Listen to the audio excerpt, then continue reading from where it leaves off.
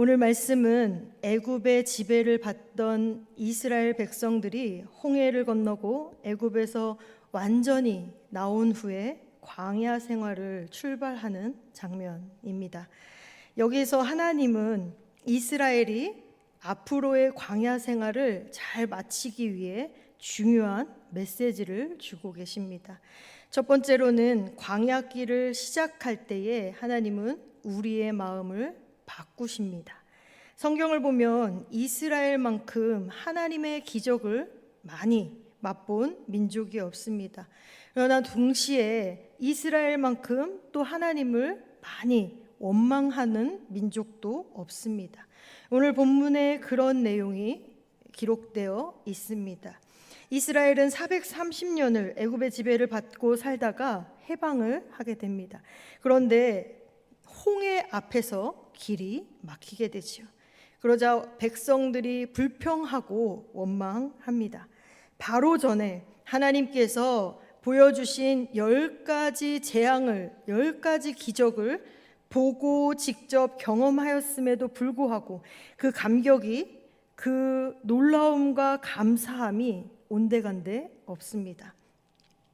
저라면, 제가 하나님이라면 괘씸하다 할 것 같은데 하나님께서는 그 백성들에게 또다시 기적을 베푸십니다. 홍해를 가르시고 길을 내주시죠. 그리고 22절에서 모세가 홍해에서 이스라엘을 인도하며 그들이 나와서 수르 광야로 들어가서 거기서 사흘 길을 걸었으나 물을 얻지 못하였다고 기록하고 있습니다. 사흘 길을 걸어서 겨우 샘을 하나 만났는데 그 샘이 마실 수 없는 쓴물이 나오고 있었습니다. 그러자 백성들이 다시 모세를 원망하는 모습이 본문에 나오고 있어요. 그런데요, 하나님이 또 그 물을 단물로 바꾸시는 기적을 이스라엘 백성들에게 보여주고 있습니다. 그리고 본문 뒤에 출애굽기 16장에서 또 이스라엘 백성들이 하나님을 원망하는데 이번에는 먹을 것이 없다는 이유였습니다. 그런데 하나님은 하늘로부터 꿀맛 같은 만나를 내려주시지요. 민수기 11장에서도 이스라엘 백성들이 하나님을 원망합니다. 이번에는 목이 마르거나 배가 고파서가 아니에요. 만나를 질리도록 먹었으니 새로운 음식을 달라는 것이었습니다. 그런데 하나님은 이 칭얼대는 이스라엘 백성들에게 메추라기 고기를 먹여주십니다. 민수기 14장에서는요, 젖과 꿀이 흐르는 가나안 땅을 목전에 두고 하나님을 또 원망합니다.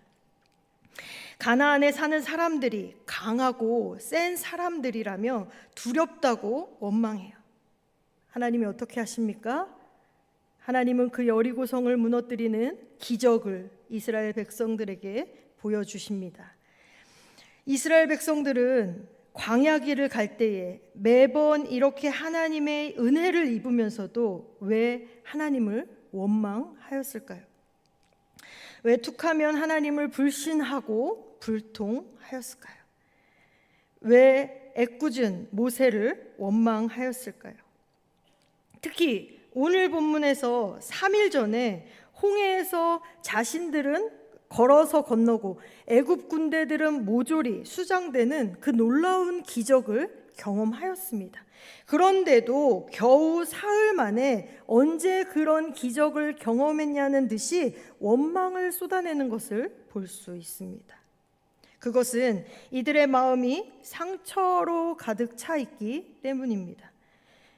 물이 가득 찬 자루를 손으로 툭 치기만 해도 물이 와르르 쏟아지는 것처럼 마음속에 켜켜이 쌓여진 상처 때문에 원망이 그들의 삶의 습관이 되어버린 것입니다. 430년 동안 애굽의 지배를 받았는데 일상이 고통 그 자체였습니다. 속고 당하면서 살았어요. 우리도 일본의 식민지 통치를 겪어봐서 잘 알지요. 우리는 36년이라는 시간이었지만 이스라엘 백성들은 무려 430년의 시간이었습니다. 그 상처는 깊고 골이 깊었음이 분명하지요. 조롱하는 눈빛에 상처를 입고 무시하는 말투에 마음이 상하고 또 물리적인 폭력에 시달리기도 말씀하였습니다. 과거 애굽에서 당한 기억과 정신적인 트라우마로 생긴 상처가 너무 커서 그 과거에 묶여 살아가고 있는 것입니다. 사람에 대한 불신이 뿌리 깊게 생겼고 특히나 지도자에 대한 불신이 커지게 되었습니다. 때문에 조금만 이상한 조짐이 보여도 모세를 의심하고 원망하는 삶을 살아가고 있는 것입니다. 무슨 꿍꿍이지? 무슨 의도를 가지고 있는 건지 의심하고 수군거립니다. 조금만 자기 생각대로 되지 않으면 삐뚤어진 생각을 하고 트집을 잡습니다. 쓴 뿌리에서 쓴물이 올라오듯이 쓴 마음에서 원망과 불평이 올라오는 것입니다. 하나님은 이스라엘이 광야의 길을 시작할 때에 이 곪고 뿌리 박힌 상처부터 치료하기를 원하셨던 것이지요. 그래서 홍해를 건너고 3일 만에 쓴물을 단물로 만드시는 기적을 또 베풀어 주십니다. 그리고 나서 26절에서 나는 너희를 치료하는 여호와임이라 라고 말씀하십니다. 참 생뚱맞죠. 하나님이 누구를 고쳐주신 것이 아닙니다. 하나님이 치료한 것은 백성이 아니라 샘에 쓴 물이었습니다. 그런데도 하나님께서는 나는 너희를 치료하는 여호와임이니라 라고 말씀하십니다. 하나님은 이스라엘 백성의 무엇을 치료하셨습니까? 지난 과거의 내면 골 깊은 쓴 물을 치료하셨습니다. 과거의 상처 때문에 짓눌린 아픔을 치료하셨어요. 하나님에 대한 쓴 불신, 사람에 대한 쓴 불신을 치료하신 것이지요. 26절 전체의 말씀입니다. 이르시되 너희가 너희 하나님 나 여호와의 말을 들어 순종하고 내가 보기에 의를 행하며 내 계명에 귀를 기울이며 내 모든 규례를 지키면 내가 애굽 사람에게 내린 모든 질병 중 하나도 너희에게 내리지 아니하리니 나는 너희를 치료하는 여호와임이라. 아멘. 나는 애굽의 다른 신들과는 다르다. 나는 너희들을 속이지 않는다. 나는 너희를 소중하게 여기고 사랑하는 신이다. 그러니 나만 믿어라. 내 말만 들어라. 내 말에만 귀를 기울이고 나를 따라라 하고 말씀하고 계십니다. 히브리서 13장 5절에서는 내가 결코 너희를 버리지도 아니하고 너희를 떠나지 아니하리라 라고 말씀하고 있습니다. 사랑하는 성도 여러분, 자꾸만 짜증내고 원망하고 불평이 우리 삶 가운데 습관이 되지는 않았는지 돌아보실 수 있기를 바랍니다.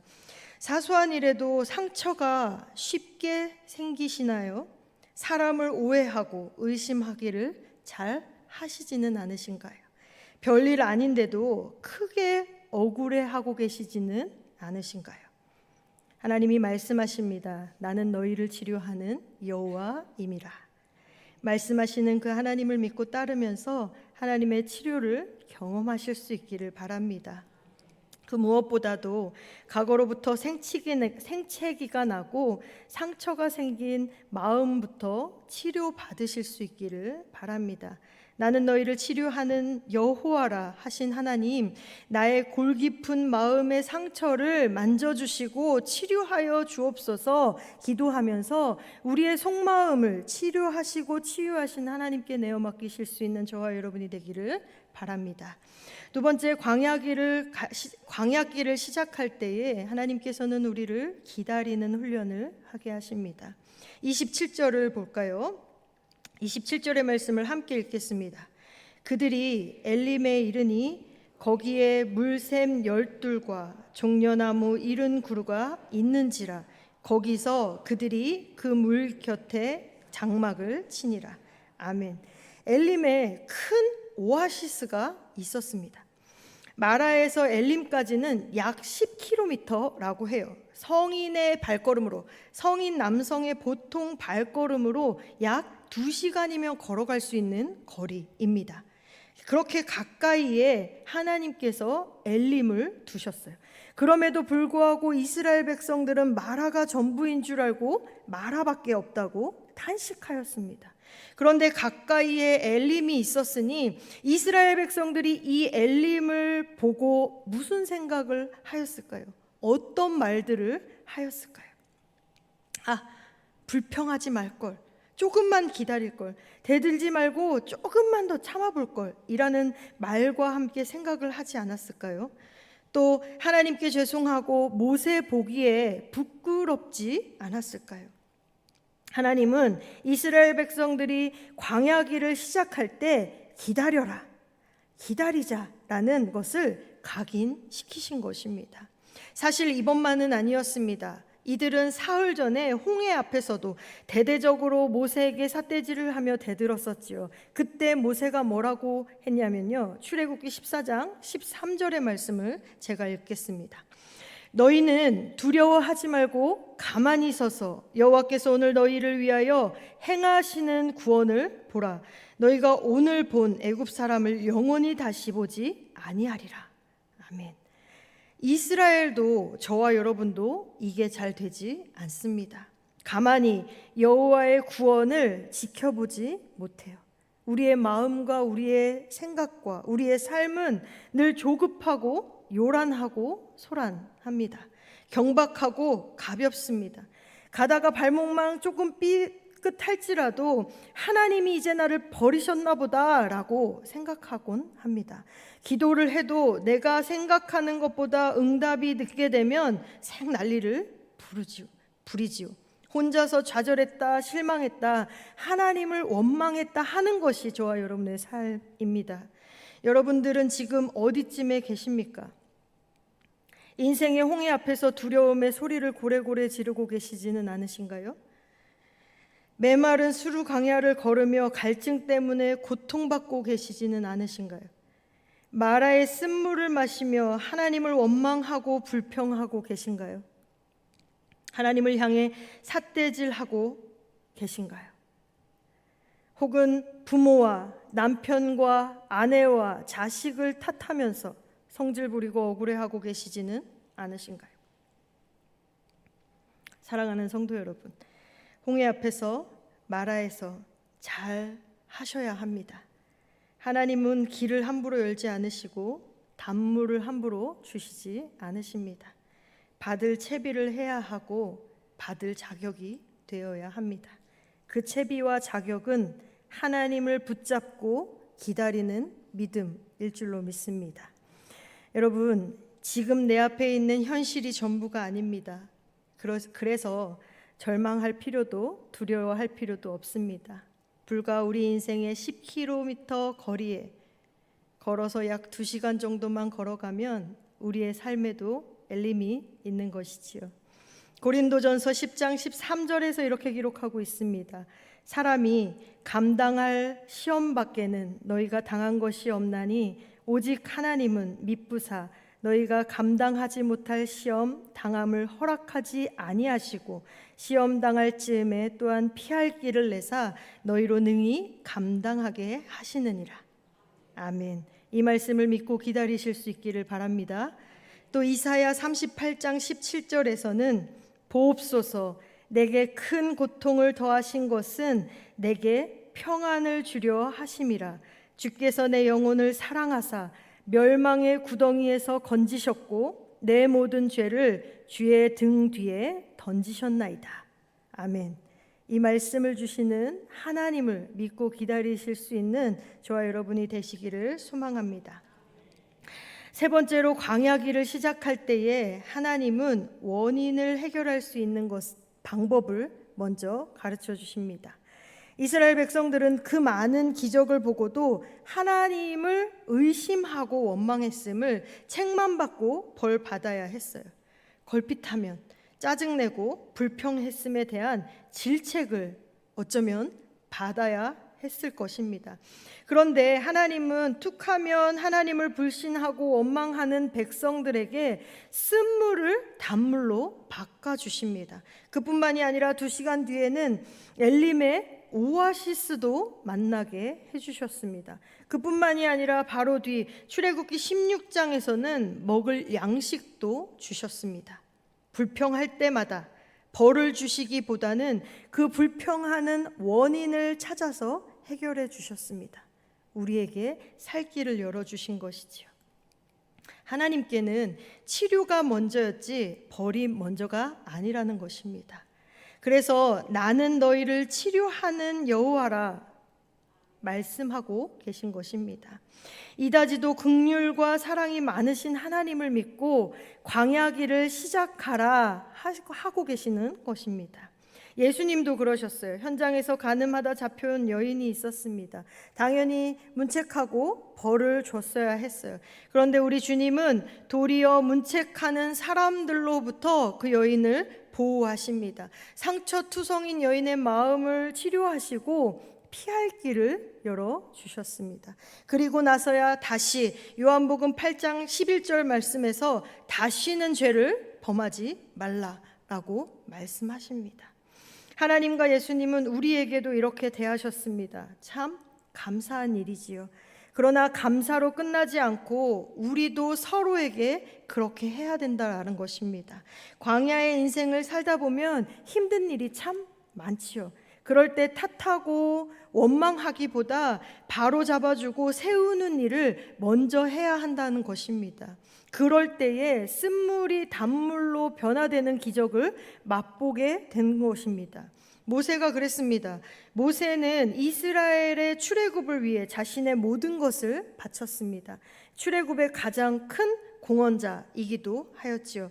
백성들을 대신해서 백성들을 억압하는 바로왕을 상대로 싸웠습니다. 그 덕분에 백성들이 출애굽을 하게 되었지요. 그런데 좀 힘들다고 이스라엘 백성들은 단번에 모세를 원망합니다. 물에 빠진 사람 건져놨더니 보따리 내놓으라는 식이었습니다. 서운하고 괘씸하고 화가 날 수 있었지만 성경에는 모세의 그런 마음이 기록되어 있지 않습니다. 최초의 원망자이자 선동자를 물색해서 일벌백계로 처단할 수 있었지만 모세는 그렇게 하지 않습니다. 도리어 그런 백성들의 갈증을 해결하기 위해서 하나님께 부르짖지요. 백성들이 자신들을 원망할 때마다 모세는 기도로 나아갑니다. 잘못한 사람에게 필요한 것은 벌보다 살리는 것이 먼저라는 것이지요. 잘못한 사람을 치는 것보다는 그를 바로잡아 선한 동료로 바꾸어 주는 것이 먼저라는 것입니다. 바로 거기에 단물이 생기는 것이지요. 모세는 백성들과 잘 어울렸지만 똑같지는 않았습니다. 백성들이 원망하고 불평할 때에 모세는 기도하였습니다. 25절에서 모세가 여호와께 부르짖었더니 여호와께서 그에게 한 나무를 가리키시니 그가 물에 던지니 그 물이 달게 되었더라 라고 기록하고 있습니다. 모세는 기도만 한 것이 아니라 하나님의 해결책이 비상식적이었지만 그럼에도 불구하고 순종하고 있는 모습을 보이고 있습니다. 지금 봉착해 있는 문제와 나뭇가지가 전혀 연결되지 않습니다. 그러나 모세는 순종하였습니다. 기도만 하지 않고 하나님께서 말씀하신 대로 그 말씀에 순종하였습니다. 움직였습니다. 그랬더니 쓴물이 단물이 된 것이지요. 그런데 성도 여러분, 목이 마른 것은 이스라엘 백성뿐만 아니라 모세도 마찬가지였습니다. 물이 써서 마시지 못하는 것은 이스라엘 백성뿐만 아니라 모세도 마찬가지였다는 것입니다. 환경과 조건은 이스라엘 백성들과 모세가 똑같았습니다. 그리고 상처받은 것으로 생각하면 이스라엘 백성들보다 모세가 더 하지 않았겠습니까? 그러나 모세는 원망 대신 기도하고 탓하는 대신 순종하였습니다. 뱀은 아침 이슬을 먹고 독을 만들지만 소는 우유를 만든다는 말이 있습니다. 똑같은 고난이었는데 이스라엘 백성들은 원망과 불평을 만들었고 모세는 기도와 순종을 만들었습니다. 똑같은 상처를 얻었는데 백성들은 쓴물을 만들었고 모세는 단물을 만든 것이지요. 하나님의 백성이라면, 주의 자녀라면 이렇게 살아야 되지 않겠습니까? 여러분, 과거가 오늘 우리의 발목을 잡는 경우가 있습니다. 이미 지나간 과거인데 내가 놓지 못하고 그 과거에, 그 상처에, 그 아픔에 묶여 살아가고 있습니다. 그래서 그 과거의 상처와 아픔이 가정을, 우리의 가족들을, 성도들을 쓴 인생 되게 합니다. 이스라엘 백성들이 그랬던 것처럼요. 하나님은 광야길을 시작할 때에 이 상처부터 치료하기를 원하십니다. 잠언 4장 23절 말씀에 모든 지킬 만한 것 중에 더욱 내 마음을 지키라. 생명의 근원이 이에서 남이니라 말씀하십니다. 과거로부터, 상처로부터 어떻게 이 마음을 지킬 수 있을까요? 나는 너희를 치료하는 여호와임이라 말씀하시는 하나님을 붙잡으실 수 있기를 바랍니다. 우리 하나님은 세상과 다르고 사람과도 다르다는 것을 믿고 하나님께만 매달릴 수 있는 저와 여러분이 되시기를 바랍니다. 그리고 광야 같은 세상을 살다 보면 힘들고 어려운 문제들을 많이 만나게 되죠. 과거에도 어려운 문제가 있었고 지금도 여전히 우리 앞에는 어려운 문제들이 있습니다. 여기가 끝인가? 라고 싶다가도 끝이 없는 문제들로 마음이 먹먹하고 답답할 때가 있습니다. 그럴 때 우리는 다투고 시시비비를 가리기보다 살리고 바로잡는 일을 더 먼저 하실 수 있기를 바랍니다. 그러기 위해서 우리가 가장 먼저 해야 할 일은 기도하는 것입니다. 쓴물과 단물은 서로 다른 웅덩이에 있지 않았습니다. 쓴물과 단물은 한 웅덩이에 있었습니다.